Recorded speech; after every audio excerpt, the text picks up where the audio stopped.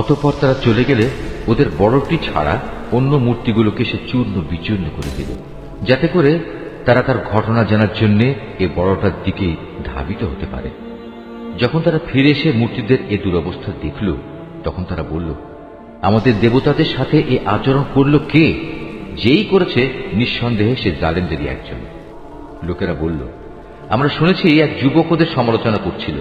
হ্যাঁ, সে যুবককে বলা হয় ইব্রাহিম।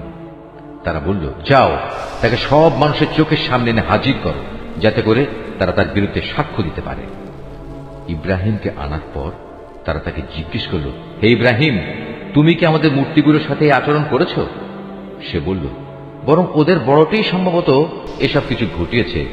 তোমরা মূর্তিগুলোকে জিজ্ঞেস করো না। তারা যদি কথা বলতে পারে, তাহলে তারাই বলবে কে তাদের সাথে এই আচরণ করেছে।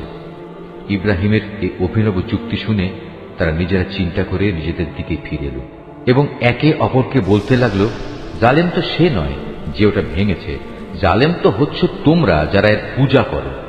অতঃপর লজ্জায় ওদের মাথা অবনত হয়ে গেল। ওরা বলল, হে ইব্রাহিম, তুমি তো ভালো করে জানো এরা কথা বলতে পারে না। সে বলল, তাহলে তোমরা কেন আল্লাহ তাআলাকে বাদ দিয়ে এমন কিছুর পূজা করো যারা তোমাদের কোনো উপকারও করতে পারে না, তোমাদের কোনো অপকারও করতে পারে না? ঠিক তোমাদের জন্য, এবং আল্লাহ তাআলাকে বাদ দিয়ে তোমরা যাদের পূজা করো তাদের জন্য। তোমরা কি এদের এ অক্ষমতাটুকু বুঝতে পারছো না?